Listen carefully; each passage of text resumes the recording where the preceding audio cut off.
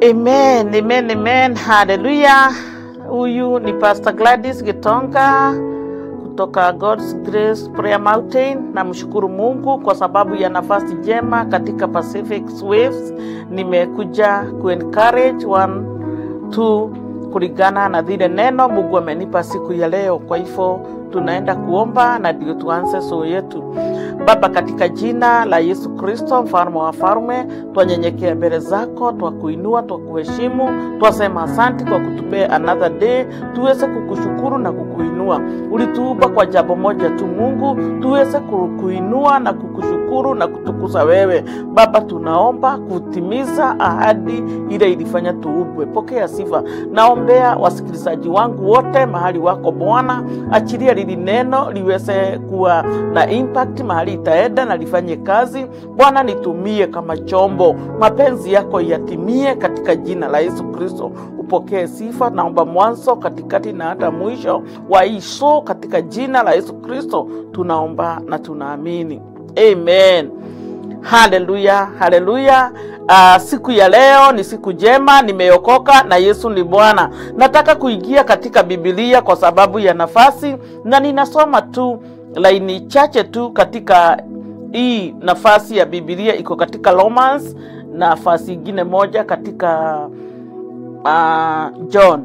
Romans 8:35 ndio ninataka kuongea juu yake, ambaye tunaongelea juu ya ni nini inaweza kukutenga ama kunitenga na upendo wa Mungu. Kwangu katika safari yangu ile nimefanya, ni wewe mwenyewe unaweza kujitenga kwa Mungu, lakini Mungu amekupatia everything you want uweze kutembea naye. Wacha tusome neno letu la siku ya leo. Romans 8:35 inasema hivi. The Bible says, nasoma na lugha ya Kikuyu na lugha ya Kiingereza. Lugha ya Kiswahili ya Kikuyu inasema hivi: no ungetutigithukania na wendani wa Kristo, anga ni kuona thina, kana ni kwehirwo ni ruo, kana kunyarirwo, kana ngaragu, kana kwaga nguo, kana ugwati, kana ruhiu rwa njora. O ta uria handikitwo ri, tutindaga tukiuragwo o muthenya wothe ni undu waku, tutuagwo ta igondu cia guthinjwo. Bwana asifiwe. Hiyo ni lugha yangu. Acha nisome na ya Kiingereza kwa ule aski. The Bible says in the Bible, Romans 8:35, who shall separate us from the love of Christ? Shall tribulation or distress or persecution or famine or nakedness or perils or sword? As it is written, for thy sake we are killed all the day long. We are accounted as a sheep for the slaughter. Amen. Father, in the name of Jesus, bless your word. In the name of Jesus, I pray and I believe. Hallelujah. Biblia inauliza swali. This question is for me and you. Wewe mwenyewe ujiulize, na niĩ ndĩyũrie, niki gikorwo gĩndigithũkania na wendo wa Kristo? What can separate me with the love of Jesus? Ni nini inaweza kukutenganisha na upendo wa Yesu Kristo? For one, Jesus came so that we be the child with him, the child of God. Hallelujah. He paid all the burden of us. He take all the price. Ndio wewe upatikane na mimi nipatikane. Wewe umenunuliwa, nimenunuliwa. Wewe umeokolewa, nimeokolewa. No, hakuna kitu inaweza kukuseparate. Ukiwa na njaa, Yesu ako na wewe. Ukiwa uko na chakula, Yesu ako na wewe. Ukiwa na kila kitu, uko na Yesu. Ukiwa huna, uko na Yesu. Ni nini inaweza kukuseparate na upendo wa Yesu Kristo? Wewe umeokolewa. Ni nini inaweza kukutoa kwa wema wa Mungu? Wewe umeokoka. Bwana asifiwe. Nimekuja kukutia moyo nikwambie, ile vitu unaona ikikushida, nataka kukuambia haiwezi ikakutoa kwa wema wa Mungu unless wewe uamue useme umechoka. Bwana asifiwe. Na ndio Biblia inaendelea ikituambia ya kwamba wale wako ndani ya Yesu, and I will read for you in the John 15 verse 6.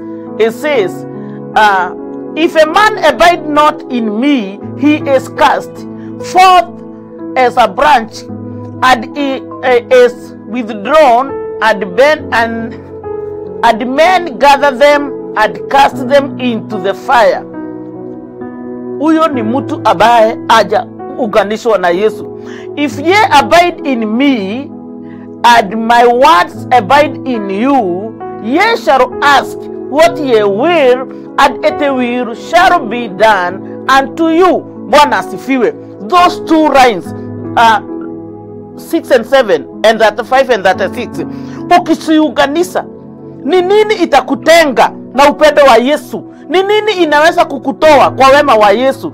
You must be abided with Jesus Christ. Lazima ufunganishwe. Yesu Kristo awe ndani yako na wewe uwe ndani yake. If hii mambo itakaa hivyo, hakuna hata matatizo, hakuna majaribu, hakuna mlima mkuu unaweza kukutenganisha na Yesu. Bwana asifiwe. Chochote kile kitakuja kwa maisha yako ambaye ni kizito kabisa, Yesu akiwa ndani yako, ni yeye msaada na niye atakusaidia. So what do I want to say?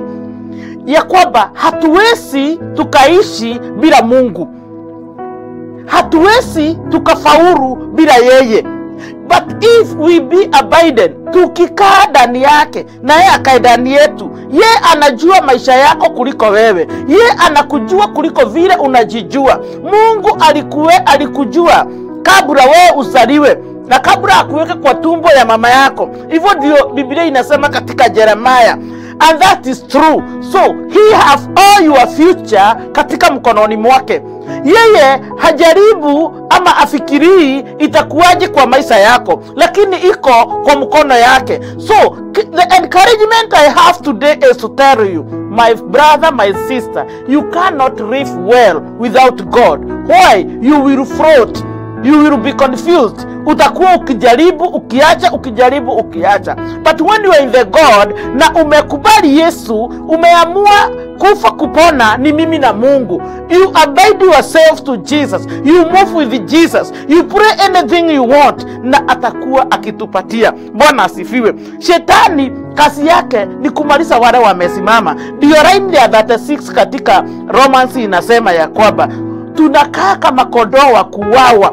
Haijalishi utapatana na vituko na mambo barabarani, but remember you are more than conquerors. Why? Because Jesus fight your fights, and akona wewe throughout all your life. As long as you are in him and he is in you, haijalishi utapatana na nini, God is with you. He is taking care of you. You cannot take care of yourself. Mungu ni yeye ana take care yako. So nikimalizia, nataka kukutia moyo, nikwambie Yesu anakupenda, Mungu anakupenda. Hakuna kitu ulimwengu anapenda kama mimi na wewe. So ni jukumu yako umpende Mungu. You know the word, and let the word work on you. If the word work on you, you will be perfect in the Lord. Hallelujah. Na mambo yote itakuwa salama katika maisha yako. Bwana asifiwe. Inaweza kaa ujinga kwa wale hawajui Mungu, maana the Bible says wale hawamjui Mungu wanaona ni ujinga. It's okay. Let it be that way to those who see that way. But to you, let it be your life to be in God. Wacha iwe ni maisha. Usistuliwa na vitu ile unasikia kado na kado. Stuliwa ni ya kwamba uko pamoja na Mungu. Are you abiding with Jesus? Are you moving with God? Are you loving your God? Are you in where you are supposed to be? Are you doing the will of God? If all these things you make it together, it will make you good. It will give you the energy to move for tomorrow. Because what I know, an experience I have in Jesus, he never leaves us. He never forsakes us. As how the Bible says, he always with us. When you lead to the end, when you open your eyes and ask Jesus, what next? There without somebody else come to tell you, God will open your eyes and you will see something else, like how Abraham see the the sheep on the forest when he was going to take the son a sacrifice. So what am I going to tell you, or what am I want to tell you? I want to tell you, with God you have everything. With Jesus you have everything. It does not matter whether they want to kill you, they want to do what, the devil have do anything. He have not the final word. The final word is with our God. The final word is with Jesus. The final word is with my Lord. My tomorrow is with God. Your tomorrow is with God. He created you starting the beginning and end of you, because he know what he want to do with you. Can you, my brother and my sister, release yourself to Jesus? Can you love Jesus more than anything else? Because in Jesus is everything where you what you want in your life. Hallelujah. It does not matter how do you see, but let Jesus open your eyes and see what he keep for you forever and ever. Hallelujah. God will be with you. Jesus will be with you. Jesus will give you everything that you want, because he loves you. That's why he died. That's why the Bible says it's not die, it's not famine, si njaa, sio kufa, sio kukosa, si magonjwa, sio mafasi, si kila kitu. Yeah, the only thing is wherever they are there, sickness, missing, whatever, be with Jesus, because he have the answer. Jesus have your answer of whatever you are asking. He is going to give you, because he came to the world to pay the price of you. It's only that people, they don't know which price Jesus paid. But if you realize yourself and you put yourself inside Jesus and Jesus be with you, everything is possible, because there is nothing will make you worry, because you know he have the last, the final answer. Hallelujah. So may God bless you. May God do you good. Nobody can blame those Jesus chooses, because he come and pay price and choose. Are you the one who chosen by Jesus? Are you the one who given work in Jesus? Are you the one who God waiting for you tomorrow? Are you the one who God wanna use you in a revival? Ask yourself those questions. Ask Jesus, and Jesus will give you the power and authority to move, even if there is mountains or there is valleys. God will go with you. Hallelujah. I'm going to finish up there, and we are going to pray, and God bless you. Bless you. Abide yourself in Jesus. Move with Jesus day and night, and he will give you all whatever you want, because he have all of that for you. Father, in the name of Jesus, we say thank you for that show. Thank you for that word. We bless it, your word. We say thank you for giving us chance. My Father, my God, that this word work inside our heart, and let us move with it in the name of Jesus. Bless those who will see today, those who will follow up and see later. In the name of Jesus, we pray and believe. Amen. Amen. Amen. Amen.